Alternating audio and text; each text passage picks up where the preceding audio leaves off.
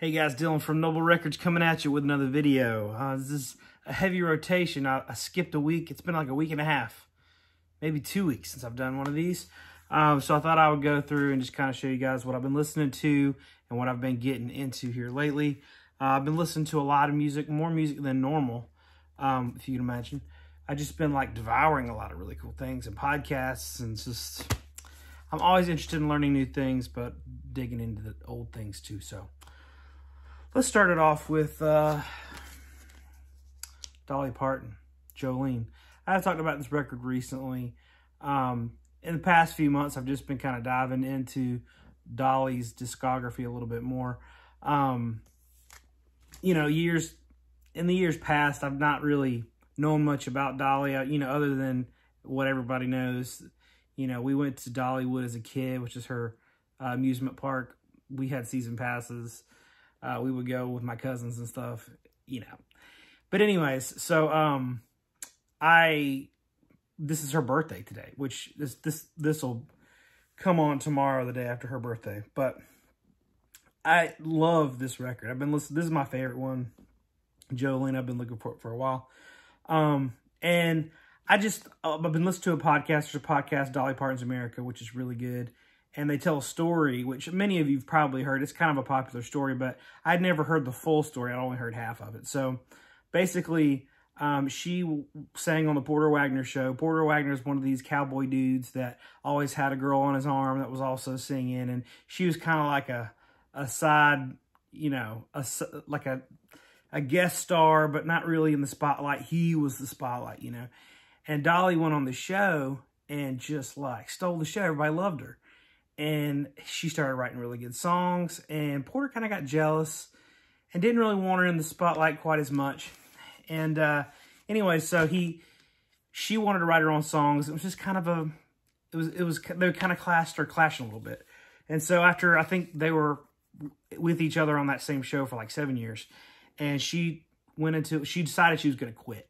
And so the night before she quit, she sat down and with her guitar and started writing some songs. She wrote 2 songs that night, Jolene and I Will Always Love You, which, holy moly, how much money she made on that one night. But anyways, the next day she walked in, and she walked in Porter Wagoner's office and pulled out the guitar and sang I Will Always Love You.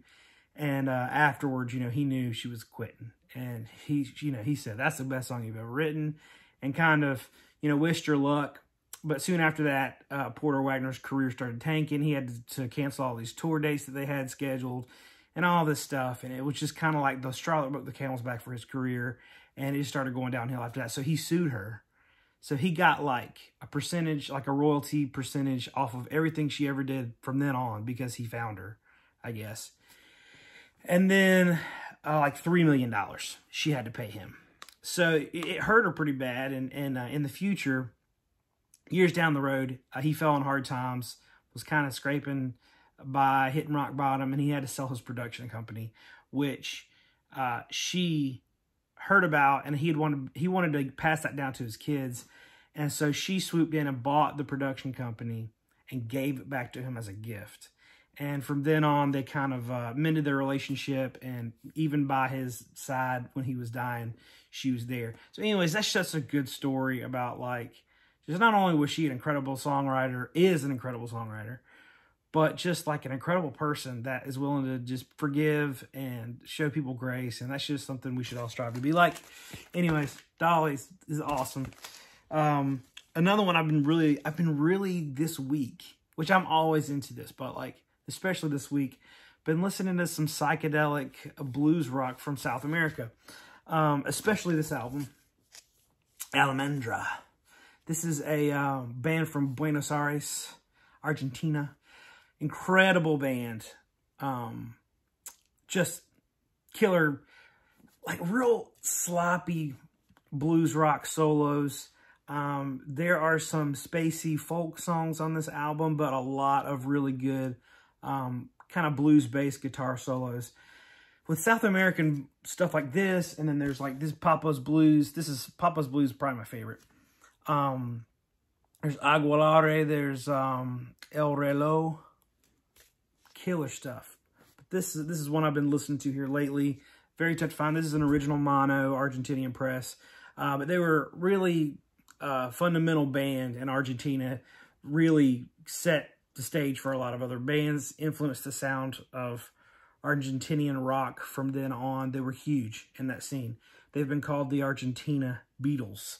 So, anyways, really cool story about this album. The leads, like the main guy that wrote all the songs, lead singer, Spinetto, something like that. He drew this painting, not this one, but one just like it, and said, I want this to be on the album cover. So he gave it to the record company, and they said, sorry, we lost it, we couldn't find it. I've heard this story from several different bands, to where the record label was like, oh, sorry, we couldn't find it, we're going to use this other picture instead, because they didn't like it. And so the band went to their office or whatever, and started sifting through their garbage and found it. Found it in the garbage, but it was kind of too far gone for them to use. So yeah, he stayed up the rest of that night and stood up all night long painting this, like recreating that picture. And then he walked it in the morning to their office or headquarters or whatever, and insisted that they put this on the album cover, so they couldn't deny him. And so that is why this is the album cover. He painted it himself. So that's kind of cool. But this is a really cool album. They have a second album too, Lemendra 2, which is, I think, even better than this one. This is 1969. That was 1970. But there's such a huge world of really killer South American, like, psychedelic blues rock. It's fantastic stuff. I did a video on it a while back, but I just kind of had a handful of records and just, like, talked about them, and I didn't do much research. And I'm probably going to go back and do another video better. But I've got some South American heaters coming soon, so maybe after I get those, I'll do it. This is a really, really cool pentagram record. Curious Volume, it's called. This is really amazing. I put this on the other day. I ordered several copies for the shop, and I kept one for myself because you guys know I've been into pentagram lately. It's got Victor Griffin, which is original, was in the original lineup, I believe, on guitars. And man, there are some insane guitar licks on this. When I put this on, because I know this is a later one, this came out in like 2015, yeah. I thought, well, it's probably okay, and it is killer. I mean, dope. So if you get a chance to check that out, Curious Volume, Pentagram, it's a killer record. Bought a couple records from a friend of mine has a store, Lost Padre Records in Santa Fe, New Mexico. We kind of talk back and forth. I have several record stores that are just friends of mine that we help each other out, tip each other off on things, and just kind of are in good standing. And he's one. I've actually been to his shop in Santa Fe, New Mexico. Really cool dude. But he had this, which is a Scrapper Blackwell, Mr. Scrapper's Blues. This is one of the Prestige Bluesvilles that I really, really needed. I collect this label. Scrapper Blackwell was a North Carolina blues guy. And this picture, for some reason, always looks like Sinatra to me. Like if Sinatra was not as not as dressed up and had a guitar in his hand. But Scrapper Blackwell was like a North Carolina folk blues guy, and this record is so freaking good. It is just very stripped down acoustic blues, and I love it. It's insanely good. So he had this, and I was like, dude, I've been looking for that. And so he was willing to sell it to me and ship it. So I'm really glad to have this one. This was one of the top bluesvilles I needed for my collection. And this is on Riverside. This is Blind Lemon, a classic folk blues of Blind Lemon Jefferson on Riverside, like I said. And Blind Lemon Jefferson was just an amazing early blues guy. Love his style to death. It's incredible. So I have a long history with Blind Lemon Jefferson, but I found a comp one time at a yard sale when I was very young. It was right after I discovered Muddy Waters. And so the two big blues guys in my life that I was learning was Blind Lemon Jefferson and Muddy Waters, which was like very different.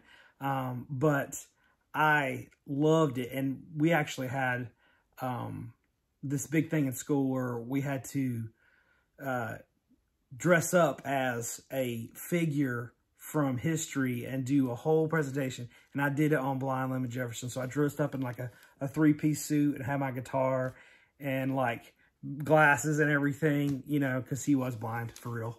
And it was just kind of a cool tribute to him that I remember doing. I wish I had it on, you know, I wish I had it on tape or had a picture of it or something, but it's just kind of funny. This is a really cool record. So you guys know the album I got, it's in my greatest finds of 2020 video, but I got one. It was that Formula One, Hold On is what it's called. It's a killer funk record.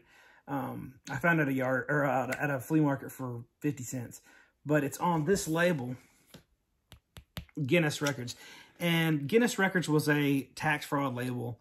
Basically, what they would do, as far as I understand, is they would make these records and then they would not sell them. They'd either dump them or they would like store them in a warehouse or something or give them away or something. But they would basically write it off as a loss and then they get tax money back. So it was just the entire purpose of this label was to defraud and, you know, make money that way. So some of these records are really rare. Some of them are terrible, and some of them are really good and really valuable. The Formula One, it's worth like $400. It's a really rare one. So I saw this one, it was on Guinness, and I was like, ooh, I better get that. And yeah, I mean, I didn't pay much for this, but this is like a probably $10 or $15 record.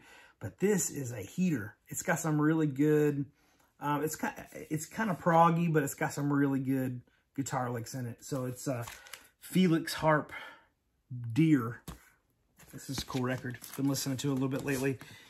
Oh man, got this. This is the Music on Vinyl reissue. It's on like a swirl, really cool color vinyl. Got some great tracks on this. I'm trying to remember which ones I really stand out to me. I don't know. I mean, this one, I know Wandering Child I really like. I know Need to Suffer I really like in my life. But this is a Government Mule. I mean, I'm sure you guys have all listened to Government Mule, but man, I grew up in my teenage years. I loved Government Mule. I saw them live many times. Warren Haynes started off, I think, with Dickie Betts and then went into the Allman Brothers. Just killer guitar solo guy. I mean, and great singer too. I mean, I love his raspy voice, but Government Mule is one of my favorite, my favorite jam bands ever. They have such a cool sound. And this album is really good. And I know they're reissuing Deja Voodoo, I think, in a couple months. So these are records I've always wanted. I know the original pressings are like insanely expensive, but this is such a good record. When you put it on, it's just like, it's one you can put on and just groove to. It's a 2 LP killer. This is one I found in the attic. I did the attic dig. And I had another one by the 103rd Street Rhythm Band, the Watts 103rd Street Rhythm Band. I had one before. Can't remember what it was called, but I remember it being really good. And I was like, man, I better pick this up. And I honestly didn't know it was worth any money. I just knew it was going to be good. And so bought this in the attic. It's like mint. Has no attic warpage or anything. It's perfect. And it is killer. I mean, there's some amazing, like, almost funkadelic type tracks. There's some psychedelic moments in this record. And then there's some just like blazing, amazing killer guitar solos as well. But it's real funky. It's funkier than it looks. But it's together. This one, it blew me away. Very good stuff. I need to hurry up. I'm taking too much time. I had a copy of this in the shop, and it sold like immediately when I put it out. And a lot of people were really interested to see it. So this, I believe, is a New Zealand press, but I had an Australian press, and they're pretty much the same. But this is Led Zeppelin 2. And you know how in the U.S. we have that gold sticker that's on like the second pressing? Well, this one has one too, but it's like a triangle. But the cool thing about this is that New Zealand and Australia had a way cooler gatefold than we do. This is the gatefold. Why would that not be the gatefold on everything? How killer is that? We really dropped the ball there in Australia. Picked it up and said, okay. So anyways, had that in the had that in the shop, and immediately someone grabbed it because they were like, that's the coolest thing ever. So that one, and I put in the shop, was like, man, this one's not. But if I'm going to listen to a copy of Led Zeppelin 2, it's not going to be that. It's going to be my Robert Ludwig or my, you know, Classic Records Press or my Mo-Fi. It's not going to be that one. So I'm really in it for the gatefold. This is one that I only picked out to show you because I laughed at it the other day. This is O'Donnell Levy, Dawn of a New Day. This is kind of a jazz, soul, funk, guitar virtuoso record. Very good. But what really made, and this is genuinely a good record. I don't mean to poke any fun at it because it is very, very good. But this guy's name right here, his name is Many Album. I made a joke on my Instagram page and posted about it. Like, that's the most, the most record collector-y name I've ever seen is Many Album. How many album do you have? It's just funny. I got this reissue. This is the a repertoire reissue of Andromeda. This is a amazing Psych record. I mean, it's heavy. It hits you in all the right places. You need, if you're into Psych and you're always, people are always asking me for Psych recommendations. Like around the clock, 24/7, they're hitting me up on Instagram. They're emailing me. They're asking for Psych recommendations. This is the one you need to listen to if you're wanting Psych recommendations. It's fantastic. But the Repertoire does really good reissues. That's a Repertoire reissue of that. Moving right along, got a very small batch of these from my distributor, and I had some on my website, and also had a couple in the store. They sold immediately, but it was the Black Crowes Lions Record Store Day on pink vinyl. I had a bootleg of this, but I always would rather get an official release if I can, so I grabbed one for myself as well. But this is a really, really good, I think the original press of this is like $300 or $400. I don't know, it's a lot. This is a really good record. Great stuff. I love the Black Crowes. I need them all. We got some really bizarre records. We're going to hold those till the end. This is a reissue, but this is the Captain Ganja and his Space Patrol Tradition. So this is a reissue of this, but this is a really cool like dub reggae record. I've been wanting a copy for a while. Someone traded one in. I was like, yes. But really cool. I mean, and it's like spacey at times. It's out there at times. I'll call it psychedelic reggae. If that's a thing, that's this. It is so good and like thick and echoey. It is nice. I like this record. It's very cool. This is not like Bob Marley. This is like, Bob Marley's a little more on the dance hall reggae type of, it's got a little more of that lean to it. I mean, Bob Marley's, he's in his own lane, you know, but this is more real far out there, just vibing killer stuff. That's Captain Ganja Tradition. This is another one that I had a copy of this maybe a couple years ago. Listened to it and I was like, that's pretty good. It's pretty good. And I see a lot of people talking about it. And I was like, yeah, whatever. And I was going through my records and I sold it. Started listening to it again. And I was like, dang, I need to get another copy of that. Because I don't know if you ever do that where you're like, what the heck was I thinking? This record's amazing. Anyways, this is the Buena Vista Social Club. There's a lot to be said about this record. This is a Vinyl Me Please reissue. The originals, there are originals of this, but they're really hard to find, and it's not really necessary for you to get one. But this is a really well done reissue, obviously, of Vinyl Me Please. But this is such a phenomenal record. It is just dynamite, man. Ry Cooder's playing some slide guitar, but it's Latin. It's just like, I can't even describe how good it is. But for some reason, the first time I listened to it, it was not bad. It just didn't grab me. And like after I'd already sold my copy and I listened to it again, I was like, man, I'm grabbed. I need this back in my life. So it's not something, I mean, it's easy to get. They're in print, I believe, but still, that it's an insanely good record. So I just got that. Funny story about this. Frigid Pink. I've had a really bad luck with this album. I looked and looked and looked for one forever when I was a kid because I loved the House of the Rising Sun cover they did on this. Then finally found one, and it had a wicked scratch on it, and I could never find another one. It's not a rare record. It's not, I mean, it's fairly common when it comes to like psychedelic records. It's like a $15 record. No big deal. So then, like 2 or 3 years ago, I found a really sweet, nice, clean copy. I was stoked about it. And then like a few days later, I found another really sweet copy, and I sold it at a pop-up. Well, the guy that bought it, he was like, dude, I don't know what's up with this record, but it skips. It doesn't look like it skips, but it skips. And that happens sometimes. So he brought it back, and I was like, you know what? I've got my original that's like really clean. I'll just swap it out with you. So I swapped it out with him. And then I took that one back, and like, son of a gun, it had like, if you look under like a microscope, you can see like just a little scrapey scrape where maybe somebody played it with a crappy needle or something. I don't know what does that, but it's just, it explicitly skips. So I was like, dang it. So I ended up dollar binning it and, you know, putting a sticker on it that says skips, don't know why, it's $1. And then I was on my pursuit for another one. Found another one.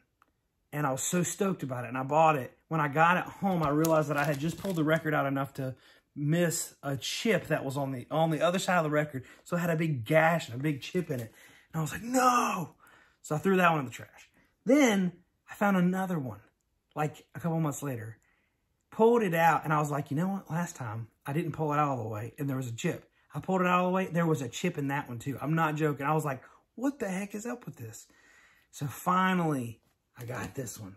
That story doesn't need to be told, but I got this one, and it's a really great, clean $15 record that I'm too excited about. But it's a really good record. If you're a Psych starter, you can grab one on eBay for $12 probably, and you'll be good. Womb Overdub is a good Psych album. They have another album that's better than this one. It's in the W, so it's probably like right here somewhere. Here it is. So this is their other one. This one's better. This is a really good record, and I don't think it's too expensive. I don't know. I can't remember. But this is a really killer Psych record. It's far out. And it's also palatable. It's very good. But this one's probably a little bit farther out, I think, but also a little bit more in the country rock. I think it's a little more country rock. I mean, I don't want to say country rock because it's not, but it's got some really cool elements to it. But it's a really good record. I've been looking for this one for a long time. My friend Lonnie brought it to me. Really good dude. How did that get here? The last two are some like really weird records that I'm going to show you that I got. And, well, first we'll go with this one, which some of you might have heard this. I'd never heard of this. But this guy's name is Barry Luis Polizar. And this album is called My Brother Thinks He's a Banana and Other Provocative Songs for Children. This is not a song I would let my children listen to. Or this is not an album I would let my kids listen to. This is a weird, weird, weird record. It's so weird that it's good. I listened to it a little bit in the shop, and people started getting weirded out. So I listened to it later, and I don't know why, but I like it. It's kind of got a little bit of a Daniel Johnston feel to it. I don't know. It's a cool record. It's weird though, man. It is like, I think it's like a $20 record. It's not really rare, but he actually did one of the songs, which is on this record, for the Juno soundtrack apparently, which I don't really collect soundtracks, and I think I watched Juno, but it was a long time ago. What's it called? I don't know. Some weird, it's a weird song. But there's like, I'll just read you some of the names of these songs, man. When the House is Dark and Quiet. This skater Brackfath who lives in the bath. One day my best friend Barbara turned into a frog. My brother thinks he's a banana. Barnyard Stomp. My brother threw up on my stuffed toy bunny. My sister, wherever I may find her. I think that's the one that's on Juno. I could be wrong. The Apple of My Eye. I got a dog, and my dog's name is Cat. Talking. I got a teacher, and I don't know. Anyways, this is just a weird, weird weird record. But a lot of people apparently, like I posted a picture of this on my Instagram and I just thought it was funny. And a lot of people were like, oh yeah, that guy's awesome. And I'm like, what? And so it kind of intrigued me to listen to it. But it is a cool record. And then this one is this is a really weird record. I don't even know what to tell you about this record. It's very weird, very rare. A friend of mine found this, I think at a thrift store for $1 or something. But this is the cover. This is the back cover. It's called Sexogenesis. Let's see. I can't even remember who it's by. It might just be called. Yeah. That's it. It's a weird record. You can look it up on Discogs, but basically this entire record, like it starts off with the 2001 Space Odyssey theme, and then it goes into this spoken word that is creepy as heck. There's no music behind it. It's just some guy with a deep voice talking about neutrons and telepathic powers and like it's some induction to a cult or something. It is weird, weird, weird. And the gatefold has all that information in it. So let me read some of it to you. I'm starting in the middle, just a random place. I am not going to kid you or beat around the bush. I need a lot of money. Workers in order to help everyone on this planet Earth. Since you use money here, considering that there are 3.5 billion people here, you can imagine blah, blah, blah, blah. Let's skip around over here. Oh gosh, I can't read that. That's graphic. Oh gosh, that's graphic too. Gee, Lord. It's weird. I started playing it in the shop and immediately had to take it off because people were like, because it sounds like someone's trying to induct you into a cult. So anyways, why did I keep it? Because I'm a weirdo and I like weird records. I'm going to save up all my really weird records and do a video on like the weirdest records that I have. And that will be a fun video. But that's just, I mean, why does that exist? I don't know. It's fun. But I'm going to show you a video now that my friend Lonnie, the one that found that for me, a friend that he took at an antique booth thing. So you guys, we've all been in antique stores and seen the ridiculous prices they have on stuff. So just check this video out. So he's going through, you know, $16 for Lionel Richie. Elton John's Greatest Hits, $20. Eagles Live, $40. These are all like under $10 records. And then he goes over here to this Best of Muddy Waters for $10. That's like a $100 record. So that's it, guys. I've been listening to a lot of really cool stuff. There's a lot of good albums coming out. Well, one of my resources I listen to get like to stay up on the times is the NPR All Songs Considered. I used to listen to it a lot, and I stopped listening to it because a lot of the stuff I was just getting deeper into the psychedelic world, and that just didn't mesh with it. But now that I have a record store and I'm trying to branch out and like learn more about new stuff coming out, I started listening to it again. It's really interesting, really great stuff. So I've discovered a lot of music that way. So there's some cool records coming out. I encourage you to listen to that podcast if you're into that type of thing. But hope you guys like these heavy rotation videos. I know that like when I post them, I don't get nearly as many people watching them. And so, but it is a labor of love. I love doing it and I love talking about it. And the people that do watch it are very generous and very nice. And they tell me that they like them. So hope you guys enjoy hearing what I'm listening to. Thank y'all for watching this video. If you enjoyed it, hit the subscribe button. Follow us on Instagram. And then also don't forget, we do sell records on our website. The link's below. You can buy new vinyl on our website. There's thousands of titles available, all that stuff. So thank y'all for watching. We will see you next time.